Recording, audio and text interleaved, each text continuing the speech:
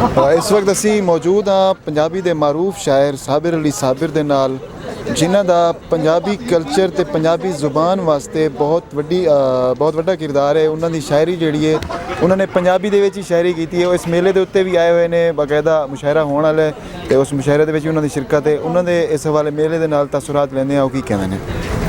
जी बहुत शुक्रिया। ये जिस तरह तुहानूं पता है कि अली अरशद मीर साहब एक बहुत वड्डे साडे पंजाबी दे शायर सन, अदीब सन, नकाद भी सन। बहुत अच्छी मज़ामती शायरी की है उन्होंने, उन्हों की याद च मेला मनाया जाता है। मैं समझना कि नौजवान नस्ल वास्ते एक बहुत बड़ा एक तोहफा है। एक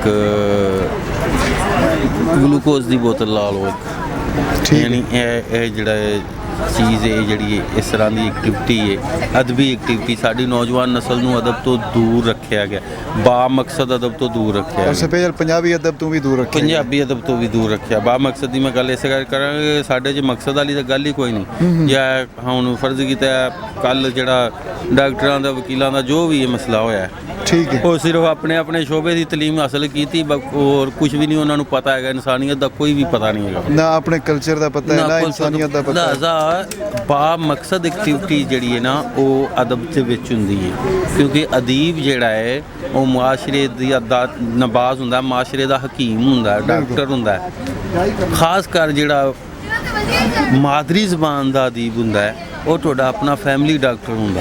बेशक असी बाहरला अदब पढ़ांगे या होर पढ़ांगे, जो भी पढ़ांगे सानू कोई उहदे नाल आराम नहीं आ सकदा। जो असी सानू बीमारी का जिस बीमारी साडी नफसियाती जिन्ना बीमारियां का इलाज साडे इत्थों दे फिलोसफरां कोल, इत्थों दे दानश्वरां कोल, क्योंकि वो साडे फैमिली साडे विच रहिंदे ने, साडे विचों ने।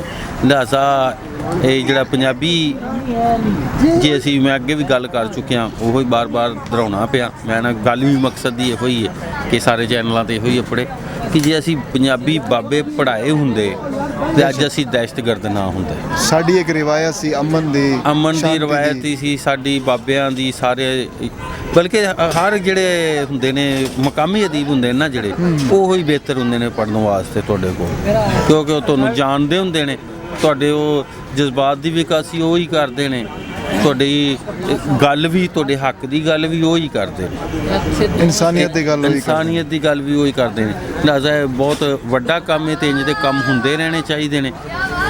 ते पंजाबी अदब नाल नहीं मादरी अदब नाल, यानी मादरी जबानां नाल सानू जुड़न की जरूरत है। बेशक एक पासे असी एहसासे कमतरी का शिकार हाँ मादरी जबानां के हवाले नाल, बाकी तो नहीं है। पंजाबी बहुत ने, पंजाबी बोलना भी शर्म महसूस करते हैं। क्यों बई पंजाबी होना कोई जुर्म है? दसो। पंजाबी दसना भी शर्म करते हैं, पंजाबी दसना भी शर्म महसूस करते हैं। लिहाजा ये इस तरह का बा मकसद पढ़िया लिखिया जो एक अरसे तक लोगों को ये नहीं सी पता कि पंजाबी च कोई मेरा मतलब लिखत पढ़त भी हुंदी है। बेशक हुण किताबां छपियां ने, लोगों को पता लगा है। नहीं तो पंजाबी जबान लिखत पढ़त सिर्फ ढोले माइए फोक तक महदूद सी। हुण नवें लिखण वाले जदीद तरीके नाल लिखण वाले आलमी तनाज़र नूं वेख के लिखण वाले अदीब सामने आए ने, पहलों भी सी मगर वो तोड़िया गया सी। पंजाबी तो पाबंदी जो लाई थी, पसे पुष्ट सुट दिता गया सी। उहदे च जो भी सी मकासद सी, रियासती मकासद सन, दुनिया के मकासद सन, सानू पिछा सुट्टण वास्ते आलमी एजेंडा। हाँ, आलमी एजेंडे का हिस्सा मैं समझना है कि इन्हों सुरत ना आउण दिती जाए। लिहाजा सानू गूंगियां कर दिता गया पंजाबी जबान ते पाबंदी ला के, ते हुण गूंगियां नहीं रह सकता। मिसाल के तौर पर मैं गल्लां करना पिया, चैनल ना चलावेगा मैं लिख के सोशल मीडिया ते सुट देंगा। बेशक लिहाजा ये सानू मादरी जबानां पढ़ाउण की जरूरत है। मादरी जबानां च जिहड़ा अदब लिखाया जा रहा वो पढ़ाउण की जरूरत है, तां ही साडा कुछ बनेगा। ते जे असी मादरी जबानां नूं पिछा सुट के किसी एक जबान की, उर्दू की या अंग्रेजी जिंदी भी उहदी सरबराही करिए तो बाकी एहसासे कमतरी का शिकार होणगे।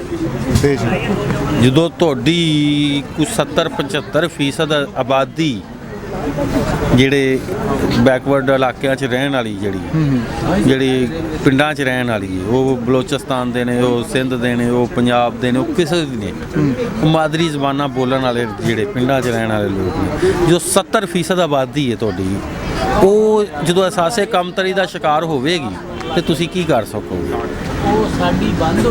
ਲਿਹਾਜ਼ਾ ਇਹ ਬਹੁਤ ਵਧੀਆ ਕੰਮ ਹੈ, ਹੁੰਦਾ ਰਹਿਣਾ ਚਾਹੀਦਾ ਹੈ। ਸਾਡੀ ਤਾਂ ਮੇਰਾ ਮਤਲਬ ਜ਼ਿੰਦਗੀ ਇਸੇ ਰਾਹ 'ਚ ਹੀ ਹੈ। ਸਹੀ। ਬਹੁਤ ਸ਼ੁਕਰੀਆ ਸਾਬਿਰ ਅਲੀ ਸਾਬਿਰ। ਬਹੁਤ ਸ਼ੁਕਰੀਆ। ਸਾਬਿਰ ਅਲੀ ਸਾਬਿਰ ਦਾ ਕਹਿਣਾ ਹੈ ਕਿ ਪੰਜਾਬੀ ਮੇਲਿਆਂ ਦਾ ਇਨਕਾਦ ਹੋਣਾ ਚਾਹੀਦਾ ਹੈ, ਕਿਉਂਕਿ ਇਹ ਇੱਕ ਤੇ ਆਪਣੀ ਮਾਦਰੀ ਜ਼ਬਾਨ, ਮਾਦਰੀ ਬੋਲੀ, ਤੇ ਦੂਜਾ ਜਿਹੜਾ ਸਾਡਾ ਇੱਕ ਪਿੰਡਾਂ ਥਾਵਾਂ ਦਾ ਇੱਕ ਕਲਚਰ ਹੈ ਉਹਨੂੰ ਵੀ ਪ੍ਰਮੋਟ ਕਰ ਰਹੇ ਨੇ। ਦੂਜਾ ਜਿਹੜਾ ਅਸੀਂ ਅਹਿਸਾਸ ਕਮਤਰੀ ਦਾ ਸ਼ਿਕਾਰ ਹਾਂ, ਸਾਡੇ ਲੋਕ ਇਹ ਅਹਿਸਾਸ ਕਮਤਰੀ ਦਾ ਸ਼ਿਕਾਰ ਨੇ, ਉਸ ਅਹਿਸਾਸ ਕਮਤਰੀ ਨੂੰ ਇਸ ਤਰ੍ਹਾਂ ਦੇ ਪ੍ਰੋਗਰਾਮਾਂ ਦੇ ਨਾਲ ਖ਼ਤਮ ਕੀਤਾ ਜਾ ਰਿਹਾ ਹੈ, ਤੇ ਉਹਦੇ ਵਾਸਤੇ ਇਹ ਪ੍ਰੋਗਰਾਮ ਹੋਣੇ ਰਹਿਣੇ ਚਾਹੀਦੇ ਨੇ।